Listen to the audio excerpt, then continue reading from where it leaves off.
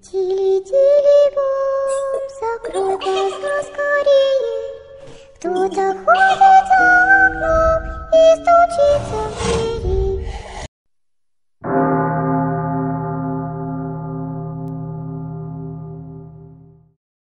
Hello sa inyong lahat. Ako po si Liza. Ang story ko ay nangyari noong 2018, around summertime. Yung mama ko may kinasamang lalaki. Yuda naman yung mama ko. Matagal na. At dahil hindi pa naman menopause tong si mama, siya'y nabuntis. Ako naman ay nagtatrabaho sa isang stall sa isang mall. Isang araw, nag-text si mama ng ganito.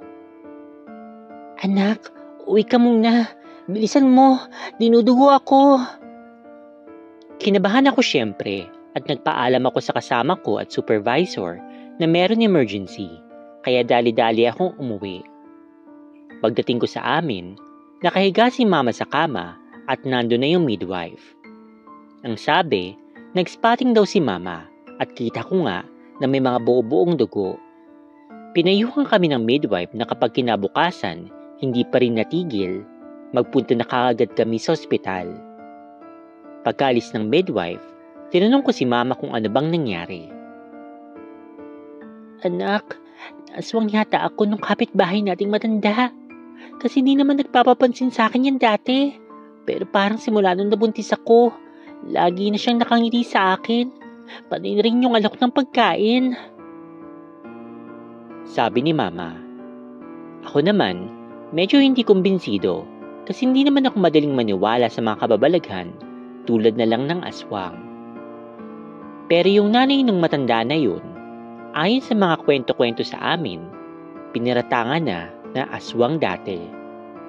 Kasi 90 years old ba naman, pumasok sa kagubatan ng 6 PM ng gabi para lang manguha ng panggatong? Tapos walang ilaw na dala? Ikaw ba naman hindi magdududa kung ganun? Paano niya yun nagawa? Isa pa, pansin ko naman sa matanda na tinutukoy ni mama, sa harap lang kasi namin yung likod ng bahay nila. Tuwing gabi, biglang dumadami yung mga pusa sa kanila. Sa bilang ko, para mga 30 plus yung pusa sa bakuran nila, kada gabi. Tinanong ko ulit si mama. Tinanggap niyo po ba yung mga pagkain? Oo, pero tinatapon ko. Kaso kahapon, ewan ko ba, gustong-gusto kong kumain ng maruya. Sakto na inalok niya ako, kaya bumili ako. Nawala sa isip ko yung pag-ilag ko sa kanya. Ang laki-laki pa ng ngiti niya. Lagi yan dito pumupunta. Makikipag-usap lang. Kinakabahan ako ng isang beses. Bigla na pumasok yan habang nasa lababo ko at tumapat siya sa akin. Wika ni mama. Ay, hayaan niyo na lang ma. Sana hindi ka makunan. Tanging nasabi ko. Ngunit kinabukasan, nakunan na nga si mama. Kailangan niyang raspahin at dahil public yung ospital, nadun kami sa room kung saan may mga nanganak na at mga nganak pa lang. May isang babae doon na sobrang weird. Kapapanganak niya pa lang pero ayaw ipahawak sa kanya ng asawa niya yung anak nila. Napansin ko din na may paninisik yung tingin niya pero ilag kapag tinitingnan namin. Eto pa, hindi kayo siguro makakapaniwala dito.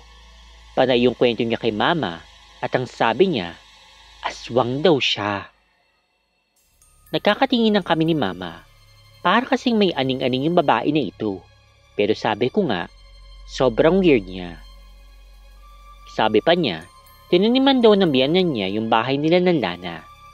Ito yung parang katas ng latik na may dasal na kumukulo bigla na di rin gusto ng mga aswang. Kaya daw nabisto siya. Hindi na lang namin siya masyadong pinansin kasi nga baka nababalo lang yung babae. Pero di pa doon nagtatapos. May pumasok na mga anak sa ward na yun at doon kami kinabahan kasi kambal yung pinagbubuntis.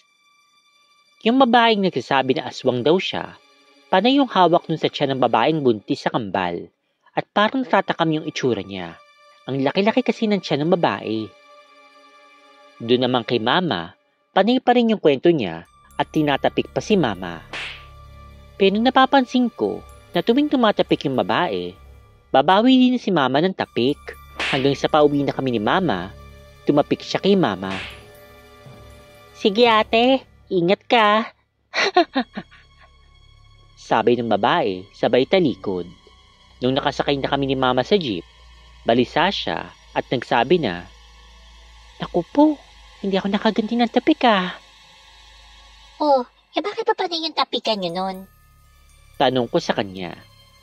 Ang paliwanag niya sa akin, kailangan daw kapag di mo kakilala yung tumapik sa'yo, tapikin mo din ng pagante para yung sumpa bumalik din sa kanya. Kasi kung hindi mababarang, baka naman aswang yun at nangahawa sila gamit yung tapik. Sa mababarang naman, kapag tinapik ka, malamang mamamatay ka. Ang tawag doon sa amin ay hiluan o minsan sa pagkain o kaya tubig din na ino-offer nila, kaya dapat mag-iingat ka sa tuwing mamimista ka. So ayun na nga, nung nakauwi na kami ng bahay, laging napapaginipan ni Mama yung babae na nakatuyo doon sa labas ng bintana namin at sa bandang huli, nasa paanan niya na. Kinabukasan, kinuwento niya sa akin yung panaginip niya.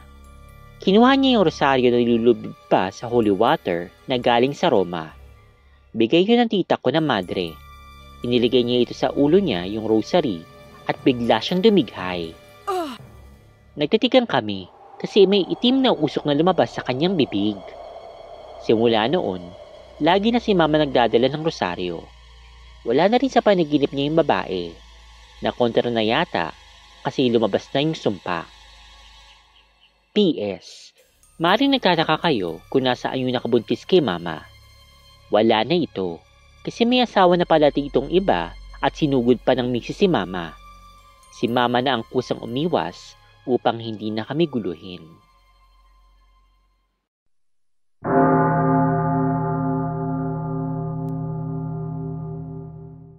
Hello, I hope this story will be posted on your wall.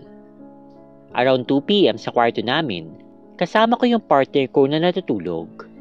Kaming dalawa lang sa bahay dahil abala yung mama ko pati yung mga kapatid ko sa pag-aasikaso ng mga bisita sa di kalayo ang lugar. Sa umpisa, payapa naman kami na nakatulog dahil sa katahimikan sa aming tahanan. Balak namin magpahinga lang ng saglit dahil sa sobrang kapaguran. Tumagal lang ng halos 2 oras ang pag-stay namin doon dahil sa isang kakaibang pangyayari. Mag-alas 4 ng hapon na bigla kaming nagising. Sa hindi malamang kadahilanan, may kung ano ang umupo sa aking ulunan sa aming hinihigaan. Parehas naming naramdaman ang tila isang tao na umupo. Pagdilat ko, gising na din yung partner ko at nakatingin sa bandang ulunan ko. Nagtanong ako kung anong meron. Sabi niya, wala naman daw, pero baka sa mukha niya na may kakaiba. Tinanong ko siya kung ano ba yun at bigla siyang bumulong sa akin na may nakuupong tao sa likuran ko at umiiyak.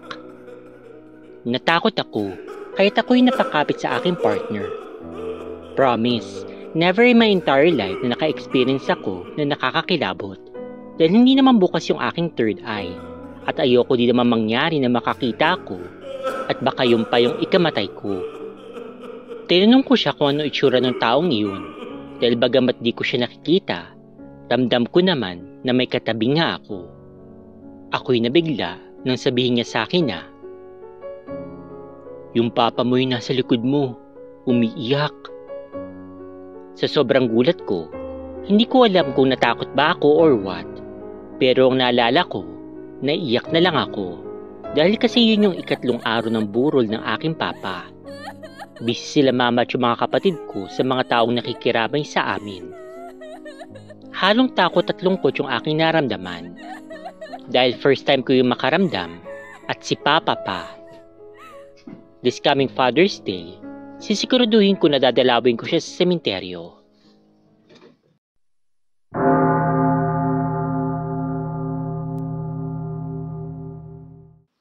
Naganap ito 8 taon na yung nakakaraan. Hapon noon, hinihintay ko na makauwi yung mga kaibigan ko mula sa eskwelahan. Tuwagin na lang natin yung mga kaibigan ko na sila Iboy at Cholo. Magkakaiba kami ng school, kaya madalas nauuna akong umuwi O depende pa, kasi minsan nalilate din ako ng uwi kapag isa ako sa mga cleaners after class. Nakaugalian na namin na maghintayan ng mga magkakaibigan tuwing hapon upang makapagbanding at magkwentuhan. Kasi tuwing Sabado at Linggo lang naman kami nagkakalaro at nakakagala maghapon. Napapasyahan namin na mag-computer since may alam kami na pinaglalaroan namin na mura kasi di pa masyadong uso yung discount sa ibang computer shop. Dalawa lang kami naglaro ni Iboy. Ewan ko ba kung saan napadpad si Cholo at hindi namin kasama. Hinintay naman namin siya ng mga 30 to 40 minutes sa pagkakaalala ko. Kaso wala pa talaga siya. Magpa 5 PM na, kaya kami dalawa na lang ni Iboy yung naglaro. Bawal kasi kaming abutin ng 8 PM onward sa kali at mapapagalitan kami. 2 hours kasi kami maglalaro para may discount. Fast forward na tayo. Wala namang kakaiba dun sa computer shop na pinaglaruan namin bukod sa medyo mabagal lang yung internet. Tapos na kami maglaro at nagtaka kami kasi paglabas namin, walang mga sasakyan. Kahit padaanan talaga siya ng mga jeep at pampasaherong sasakyan tulad ng tricycle, kuliglig, taxi, at iba pa. Tumawid kami habang nagkukwentuhan. Unusual kasi mga around 7 PM pa lang nung time na yon, kaya ang posible na wala talagang dumadaan ni isang sasakyan. Pagdating namin sa gasolinahan sa tapat lang ng mismo ng computer shop, ni isang tao, wala kaming nakita. Nagtaka ulit kami ni Iboy kasi bakit wala man lang gasoline boy na nandoon. Pero balik na naman kami sa kwentuhan at hindi na lang namin pinansin yung mga nangyayari. Then sa hindi sinasadya, napalingon ako sa kaliwa. May napansin ako na meron nakatayo sa bandang kanto ng isang bahay at nakasuot siya ng damit ni kamatayan. Hindi ko alam kung anong tawag talaga sa damit niya. Basta meron siyang hawak na malaking karet o yung scythe. Ito yung parang hawak-hawak ni Baphomet sa Ragnarok. Nakamaskara pa ito nung para sa Scream o yung sa Scary Movie. Napahinto ako at natulala ako saglit. Sabi ko sa aking isipan, malayo pa yung Halloween na. Then nung gumalaw ito at lumingon sa amin, kumaripas ako ng takbo. Pini ko nga ako si Flash nung time na yun, kahit na yung idol ko ay si Batman. Nagulat ngayon yung kasama ko at napasigaw. Bakit daw ako tumakbo? Pero hindi ko na siya nakuhang lingunin pa para senyasan man lang dahil sa nakita ko. Dahil sa sobrang takot ko at kaba. Nung tumingin siya kung saan ako napalingon, nagulat din siya at bilang napakaripas na rin takbo. Yan yung sinabi niya sa akin, kaya napatakbo na rin siya. Ang weird lang kasi, habang tumatakbo ako, napansin ko na wala man lang ni isang sasakyan o tao akong nakita sa aking paligid. Bukod lang sa kaibigan ko na kumaripas na rin ng takbo. Para bang tumatakbo ko sa isang ghost town at meron din yung ilaw sa bawat poste na nadadaanan ko habang kumakaripas ako ng takbo. Nung nakarating na kami sa dulong kanto, kung saan maaliwalas at maliwanag na galing sa mga tindahan at mga poste na magkakatapat, doon lamang kami nakakita na meron ng jeep. May mga taong bumibili sa bakery. Napahinto ako at sakto din naman dating ng kaibigan ko. Sabi ko pa sa kanya, "Nakita mo yung nakita ko?" Sabay sabi niya sa akin, "Oo, kaya nga rin ako tumakbo." Sabi ko pa nga, na ano kaya yun? Parang totoo, sabay sang-ayon naman niya. Doon na namin naramdaman yung hingal kasi nakatakbo kami ng sobrang bilis na hindi mo aakalain. Napalingon kami at nandun pa rin yung kung ano man yun. Nakatingin pa rin sa direksyon namin. Since na marami ng tao sa kinaroroonan namin, naglakad na lamang kami pauwi at hindi na lamang to pinansin. Pero nag-usap pa rin kami tungkol sa mga nangyari. Kinabukasan, after namin makita o maranasan yung insidente ngayon, meron nangyaring hindi namin inaasahan. Nagulat kami na may nagsisigawan sa baba at humihingi ng tulong. Magsi-6 AM pa lang noon kasi yun yung time na susunduin kami ng school service ng kapatid ko. Nung nakalabas na ako ng bahay, Nakita ko mismo na karga-karga pa ng iba naming kapitbahay, yung tatay ni Cholo. Siya yung hindi namin nakasama na naglaro kami. Papunta ito sa sasakyan upang maihatid sa ospital. Natulala na lang ako. Nalala ko yung nangyari nung kinagabihan. Tinapik ako ng kapatid ko kasi hinihintay na kami ng school service sa kanto at papasok na nga kami. Pagka-uwi ko, kinuwento ko kay Ibo yung mga nangyari. Nakita nga rin daw niya na karga-karga yung tatay ni Cholo. Para bang ang dating kasi, pahiwatig na may mamamatay. Naisip namin na si Cholo lang naman yung kulang sa amin. Doon namin napagdesisyonan na wag na lang ikwento kay Cholo yung mga nangyari. Baka kasi magalit pa ito sa amin. Hindi naman din namin ginusto yung nangyari at wala naman kaming idea na may mangyayaring ganun. Hindi namin alam kung nagkataon lang ba yun o hindi. Pero kung may nag-good time lang na nakadamit ng pangkamatayan, F.U. Rest in peace sa tatay na kaibigan ko. P.S. Until now, hindi pa rin namin ito kinukwento kay Cholo. Baka ngayon, malaman niya na. Wala naman kaming third eye ni Iboy, kaya hindi namin alam kung ano ba talaga yung nakita namin.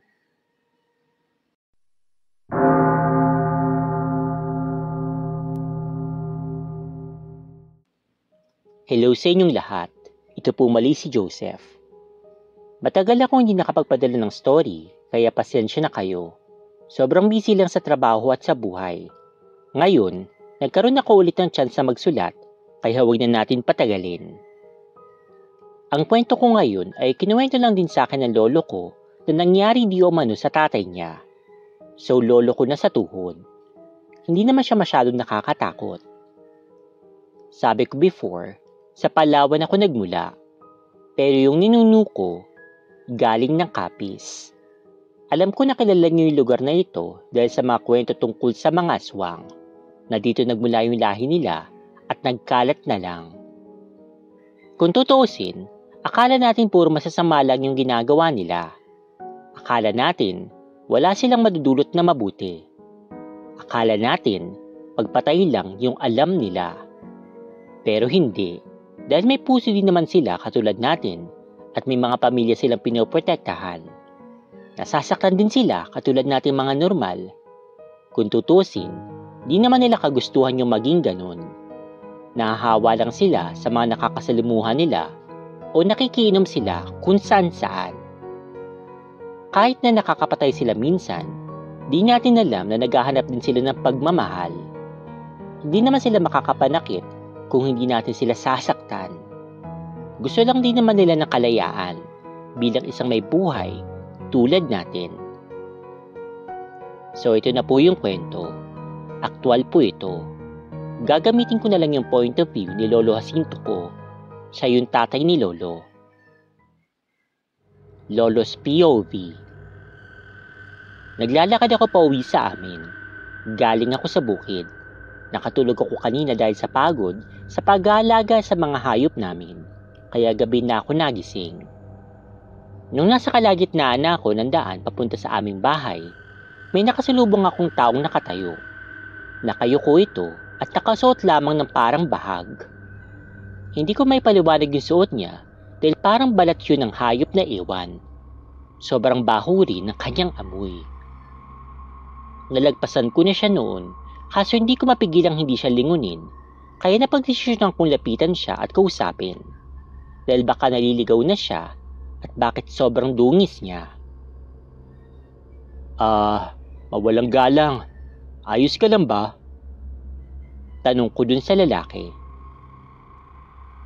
Gutom na ako. Sagot ng madungis na lalaki sa akin. Tumingin siya sa akin na nalilisik yung mga mata. Pwede mo ba akong bigyan kahit na kaunting bahagi ng iyong katawan? Sambit pa ng lalaki. Napatras naman ako nang wala sa oras. Iba yung kilabot na dumaloy sa aking katawan at nagsisi ako na kinausap ko pa yung madungis na lalaki na ito. Anong ibig mo sabihin? Nauutal na wika ko. Lumapit palalo siya sa akin at walang ano-ano, biglang niya akong sinakal. Malapakalakas niya kumpara sa normal na tao. Hindi ako nakasigaw dahil sobrang diin ang hawak niya sa aking lalamunan.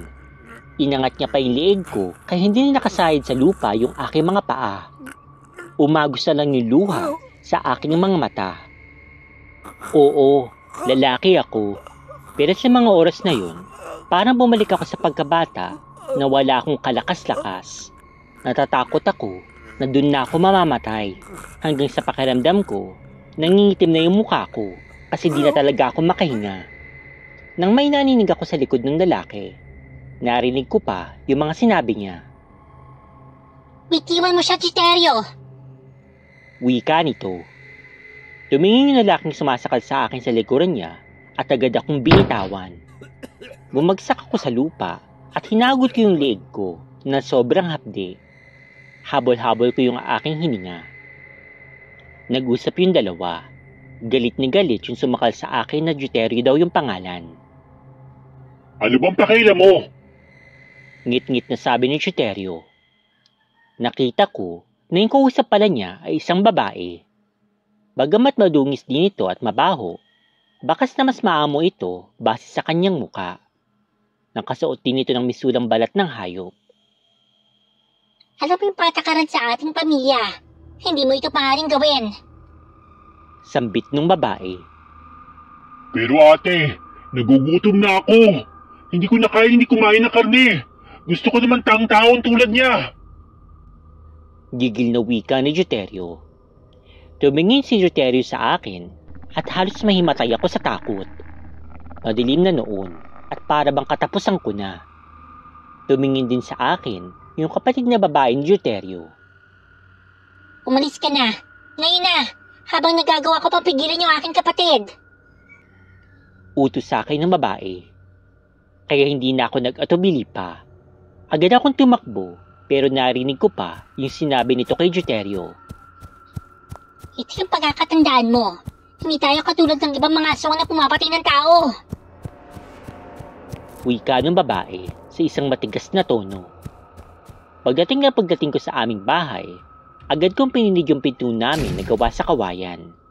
Nilagyan ko pa ito ng ibang harang tulad na lang ng silya, cabinet, at kung ano pa dahil sa aking labis na takot. Tinanong naman ako ng asawa ko kung bakit daw hingal na hingal ako. Hindi ko siya sinagot at sinabing manahimik na lamang siya. Hindi ako natulog ng gabing yun at nagmatsyag lang ako. Siniguro ko na hindi nila ako nasundan kasi baka di lang ako, pati pamilya ko, maaring nilang biktimahin. End of point of view. Shh! Lumipas ng mga taon at lumipat sa Palawan si Lolo Jacinto. Bipit yung pamilya niya kasi nakahanap siya doon ng trabaho. Wala naman ang nabalitaan si Lolo Jacinto doon sa dalawang magkapatid na aswang. Pero noon pa man daw, may usap-usapan na may mga namumugad nga daw ng mga tao sa kagubatan na aswang nga di umano. Hindi naman daw naniniwala dati si Lolo Jacinto pero dahil sa nangyari sa kanya, lubos na siyang naniwala sa mga aswang. Di po ako naghahangad na maniwala kayo. Gusto ko lang po talagang i-share yung kwento sa akin ni Lolo. Hello Spooky Dolls, good evening. Before anything else, gusto ko sanang batiin lahat ng mga OFW at mga Filipino immigrants, pati na rin po yung mga Pinoy na tulad ko nandito po sa Pilipinas, at yung mga taga-ibang dimensyon at taga-ibang mundo na tumatangkilik at sumusuporta po sa Dolls and Spooks. I hope that you're all doing well. Okay guys, so discuss na po natin yung mga stories na aking binasa sa video na ito. Again, galing po sa Spookify Stories po yung mga stories na ito. So ilalagay ko na lang sa description yung link ng Spookify Stories para po interesado po kayo magbasa ng mga nakakatakot na kwento. Pwede nyo naman din basahin po doon. But anyway, let's go ahead and do a short commentary sa mga kwentong aking binasa. So, dun sa first story, actually, marami na akong narinig na kwento tungkol nga po sa mga topic na yan. Okay, so syempre, sa pagpaparamdam ng aswang, ganyan. So, common naman na sa ating channel yung mga ganitong klaseng kwento. Pero, yun, naalala ko, parang na-share ko na rin ito yata before sa inyo, yung experience ko nitong nakaraan lang. Kasi nga, pumapasok na ako ulit sa office. So, ayun. Meron ako nakasakay sa jeep. Tapos nung pababa siya, bigla niya akong tinapik. Ngayon, hindi ko naman alam kung ano ba yun. Wala naman, sa awa naman ng Diyos, wala naman nangyaring masama sa akin. Although nagkasakit ako, pero talaga namang may sakit na ako before na diabetes. Hindi naman ako biglang nagkaroon ng diabetes and all. Medyo lumala nga lang. Pero anyway, ang masasabi ko lang dun yun nga, mag-ingat-ingat na lang kayo sa mga tapik-tapik na yan. Ngayon, kung may tumapik talaga sa inyo na hindi naman nyo kakilala, okay, so ganun na nga lang gawin nyo, tapikin nyo rin, bagantihan nyo ng tapik. Kasi in the first place, bakit ka naman niya tatapikin na hindi naman kayo magkakilala, diba? Okay, so ang weird lang nun. Pero minsan may mga tao kasing ganun, may mga hampas. Hindi siya talaga matatawag na tapik, kundi hampas. Yung mga, diba, para para lang ma-emphasize yung sinasabi niya, parang may yung hahampasin ka nang hindi naman malakas sa hampas yung parang sa titilapong ka. Yung mga tipong mga, "Uy, ikaw talaga," bilang gaganon, tapos yung parang may patapik-tapik pa nga sa'yo na. Okay. So, may mga ganun lang na medyo touchy. Okay. Pero, yun nga, ganun na lang din gawin mo. Di, kunyari, nagbibiro ka lang din o gumaganti ka lang na parang in a nice manner na, "Ikaw talaga, oo, ikaw rin, gagi." Parang tapikan kayo ng tapikan, ganyan. But anyway, ang masasabi ko lang dyan, ingat na lang talaga. Lalo na yung kunyari mga nakikiinom. Okay? So, yung kunyari, makikiinom ka sa bahay ng hindi mo naman kakilala, naku, mag-ingat-ingat ka sa ganyan. Although, hindi naman sa lahat ng panahon mga aswang yung mga yan. Pero, better safe than sorry, di ba? Lalo na yung ganyan, malay mo nga, makunan ka, kung buntis ka, o kaya naman sinusumpa ka na pala ng taong yun for whatever reason. So, mabuti na yung nag-iingat. Wala namang masama sa pag-iingat. Doon naman sa second story, regarding nga po dun sa experience niya dun sa pagpaparamdam ng father niya. Okay. Ang masasabi ko lang dun, yun nga, siguro magdasal na lang talaga. Wala naman tayong magagawa kasi lahat naman tayo, sooner or later, ay mamamatay din unless isa kang vampira o talagang immortal ka. Okay, so eventually, mamamatay at mamamatay ka rin at yung mga kamag-anakan mo, yun din, darating din yung panahon na either mauuna ka sa kanila o mauuna sila sa'yo. O yung mga mahal mo sa buhay. So, pinakamaganda yan talagang tanggapin na gano'n talaga tayo. Hindi ka naman forever na mabubuhay dito sa mundo. So, ipagdasal na lang sila and then make sure na wala kang regrets as much as possible. Although mahirap gawin, madaling sabihin, pero as much as possible, do your best para na iparamdam na mahalin mo yung taong iyon, yung mga mahal mo sa buhay, yung mga kapamilya mo, bago habang nabubuhay pa sila para if ever man na dumating yung panahon na unexpected, maparamdam mo sa kanila na yun nga, na mahal mo sila at mahalaga sila sa iyo. Okay. Then regarding naman dito sa kwentong pangatlo, okay, hindi ko masabi kung talaga may kinalaman yung nakita nila dun sa pagkapanaw ng tatay ng kaibigan nila. So pwede pero hindi ko maintindihan kung anong kinalaman nun sa kanila, kung bakit sa kanila magpaparamdam. Hindi ba dapat dun sa pamilya ng kanyang kaibigan, okay? O dun sa mismong kaibigan nila. Pero kung ano pa man, medyo weird nga talaga. Or maaring coincidence lang na nagkataon lang na walang tao o dumadaang sasakyan ng mga panahong yun. Okay, medyo siguro off-peak season. Hindi ko alam. Okay, para kasi para sila na po kung hindi lang nangyari yung sa pagkamatay ng tatay ng kaibigan nila parang isipin ko na parang napunta sila sa parang alternate universe, ibang dimension ganyan. Kasi nga parang balang katao-tao, parang ghost town ganyan. Pero masasabi ko lang, hindi naman nila kasalanan yun. Unang-una, wala naman silang ginawa para mangyari yun. Lumabas lang naman sila, wala naman silang ginawang kakaiba, hindi naman sila nagritual o hindi naman sila nagtawag ng kung ano. Basta lumabas lang sila. Paano nila magiging kasalanan yun at hindi naman nila gustong patayin yung tatay ng kaibigan nila. So, masasabi ko doon, huwag silang mag-guilty. Unang-una, wala naman silang ginawa para mangyari yun at hindi naman nila sigurado kung may kinalaman nga ba talaga yun. So, ang masasabi ko lang doon, ingat na lang din siguro sa paglabas-labas. Kasi, kumbaga, alam mo yun, yung parang wala naman sila talagang ginawa. Like, wala naman silang ginawang kakaiba para mangyari yun sa kanila, pero nangyari nga. So, pasasabi ko doon, siguro talagang 1 in a million chance na pwedeng mangyari yung nakakita sila ng Grim Reaper o yung kamatayan nga. And then, nagparamdam sa kanila and then eventually kinuha na pala yung tatay nila, ng tatay ng kaibigan nila. Okay. Doon naman sa pang-apat na kwento, ngayon matagal ko nang alam kasi nga kilala ko naman itong sila Maricar, itong sila Marlon, sila si Angelica nga, yung mga aswang at saka yun nga yung si Brandon before, na may mga aswang din talaga na mamabait, na hindi naman talaga sila masasama or maaring napunta lang sila sa sitwasyon na hindi naman nila control. Katulad nga nila Marlon, hindi naman nila gustong maging aswang, pero aswang yung pamilya nila, so ano pa nga bang magagawa nila, di ba? So ayun, ang masasabi ko lang dyan, siguro gaya nga nasabi nitong nagpadala ng kwento is mag-ingat na lang tayo, so respetuhan na lang. Kung irerespeto mo itong mga aswang na maaring they're trying their best naman na hindi makapamiktima, kumakain na lang sila ng hayop, di respeto mo rin sila, okay? So wag mo na lang silang gambalain na okay, ginugulo mo. Para bang wag mo silang iti-trigger, okay? Kumbaga, wag kang gagawa ng mga bagay na ikaka-trigger nila. Hindi naman sa minsan may mga bagay na kasalanan ko ba na nabuntis yung asawa ko, nabuntis ako, ganyan. So hindi yung paano mo maiwasan yun, hindi ganun trigger. Ibig sabihin, wag mo silang awayin, wag mo silang paratangan na aswang. Nung nanahimik naman sila, di parang lang kayo, dead man na lang kayo sa isa't isa, ganyan. Kung malaman mo man na aswang sila, wag mo nang ipagkalat para makapamuhay naman sila ng normal din, okay, and then hindi na sila makapamiktima talaga. Kasi kapag na siguro na sila, parang feeling nila tingin din naman sa kanila masama, edi magpapakasama-sama na lang talaga sila. Okay, so ayun ang thinking ko about Chad.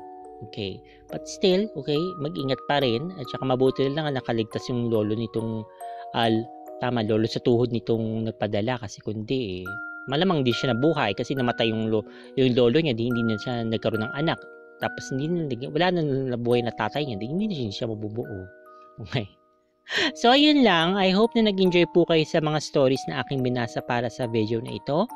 Kung nagustuhan nyo, paki-like na lang po itong video, paki-share po sa Twitter, Tumblr, kung saan man yung gustong i-share sa Facebook, and then mag-iwan na lang po kayo ng komento sa ibaba sa comment section. At sabihin nyo lang kung ano pong gusto nyo sabihin regarding sa stories, o kung gusto po nyo bumati, paki-comment na lang po kahit ano pong gusto nyo sabihin para po dumami lang din po yung engagement dito sa video na ito.